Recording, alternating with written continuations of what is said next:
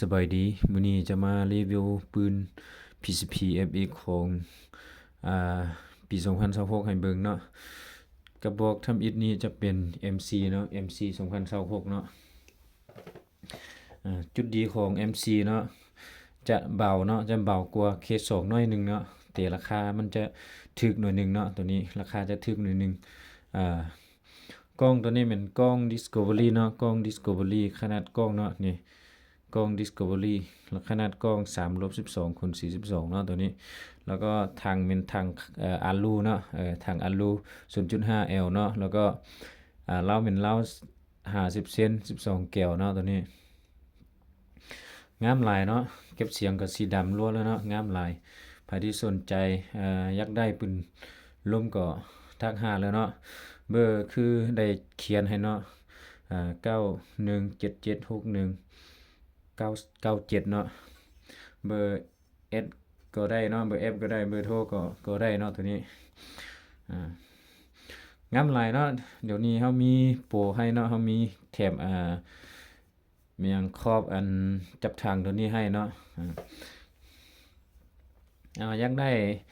กระบอกใดถามได้เนาะตัวนี้วาล์วตัวนี้เป็นวาล์วแบบในเนาะวาล์วแบบในแล้วก็วาล์วเซตพันเนาะตัวนี้เอ่อถ่ายตัวนี้เนาะถ่ายเขาพับได้เนาะถ่ายพับได้โคตรงามเนาะโคตรสั่นเลยเนาะตัวนี้สั่นแล้วก็เบาเนาะเบาแล้วเวลาที่เฮาห่างเนาะห่างอยู่แล้วก็เฮาสามารถล็อกไกมันได้เนาะนี่เฮาห่างอยู่เฮาล็อกไกเฮายิงกับบ่ได้แล้วเนาะตัวนี้ฝากนี้เป็นแบบนี้เนาะงามเนาะ MC งามหลายเนาะเบาเสร็จพันเนาะเบาเสร็จพันปี2025เด้เบาตัวนี้นะ2025แต่ว่านำไซส์2026เนาะใครที่ต้องการMC แค่2แล้วก็ตัติโกเส้นหาเลยเด้อผมมีพร้อมส่งเนาะ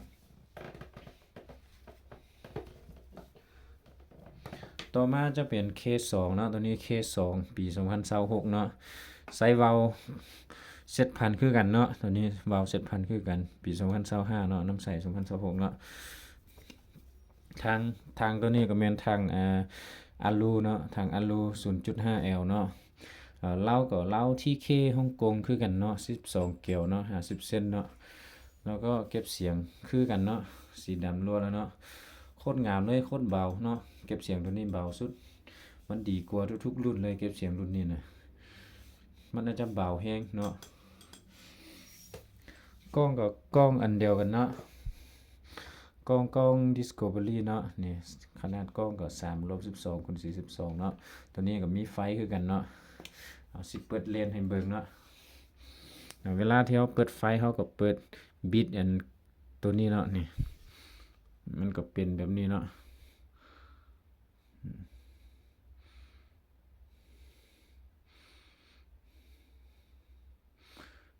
นี่ส่งบ่เห็นเส้นเลนเนาะนี่ไฟมันเป็นแบบนี้เนาะเส้นเลนมันก็เป็นแบบนี้เนาะ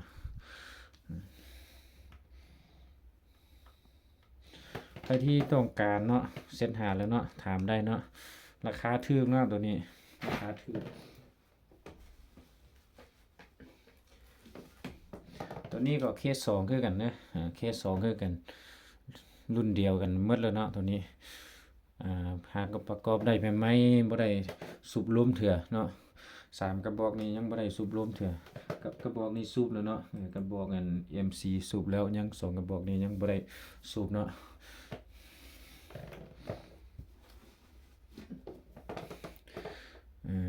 เฮาสิ